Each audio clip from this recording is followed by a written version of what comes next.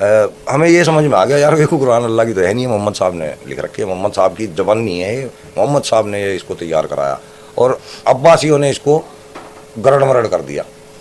क्योंकि मोहम्मद साहब का दिया हुआ जो कुरान है वो तो बकरी खा गई थी आधे से ज़्यादा, वो हजरत आयशा नीचे तकिया रख के सोई हुई थी, बकरी आई वो खा गई। तो उस्मान गनी के जो तीसरे खलीफा हैं उनके हाथ जो कुरान की कुछ वो बची थी वो लेके उन्होंने फिर बाकी का कुरान तैयार करा। ये तीसरे खलीफा का काम है उस्मान गनी का। उसमें कुछ सच है तो कुछ? हाँ, अपनी तरफ से है मैक्सिमम।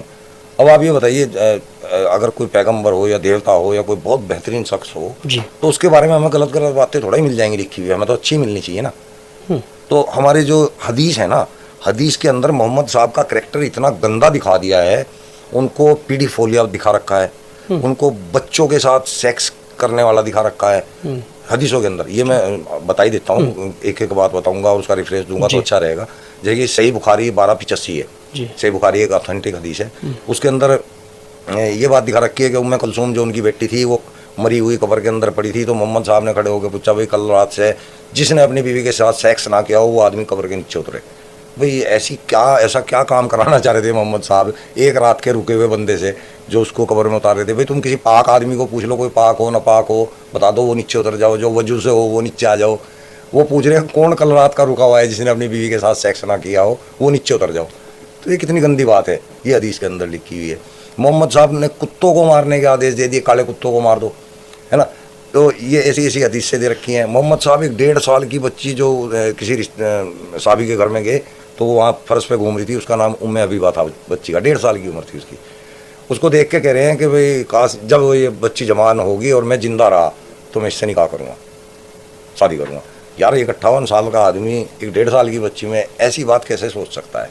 कितनी गंदी बात है। 1.5 साल की बच्ची को देख के तो प्यार आता है, उसको गोद में खिलाने को दिल करता है, उसमें तो पोते पोतियों वाली फीलिंग आती है, गले लगाने का मन होता है। उसको कहाँ उसकी नज़र जा रही कि वो उसको कह रहा कि भाई मैं इससे निकाह करूँगा अगर ये जवान होगी? कहाँ किस जगह पे उसकी नज़र जा रही थी उस बच्ची की? यार ये पैगंबर है। पैगंबर ऐसा कैसे हो सकता है कि 12-12 शादियाँ कर रहा है, 12-12 निकाह कर रहा है, जिसमें 6 साल की बच्ची भी शामिल है? भाई उसको तो ऐसे एग्जाम्पल देने चाहिए थे ना लोगों के सामने के जो कि उसको महान बताते। तो ये 12 शादियाँ कैसे महान हैं? फिर वो रखेले भी रखी हुई हैं, मारिया अल किब्तिया, रिहाना, और भाई खुद अपने बेटे की बहू से निकाह कर लिया जो पैगंबर साहब ने। हाँ, पैगंबर साहब ने, जो उनका मुंह बोला बेटा था जैद बिन हारिस, उसका कुरान सूरह अल-अहज़ाब 33 की 37 में जिक्र है। तो वो वहाँ पे उनकी अपनी बहू से निकाह कर रहे हैं। निकाह नहीं किया, सॉरी, निकाह के 2 मायने, एक सेक्स है और एक शादी। तो शादी नहीं की लेकिन सेक्स कर रहे हैं उसके साथ, तो वो भी रखेल। तो ये कैसे अच्छे काम है? मतलब इसको कैसे हम एक पैगंबर मान सकते हैं? मैं भी थोड़ा सा मैं उस बात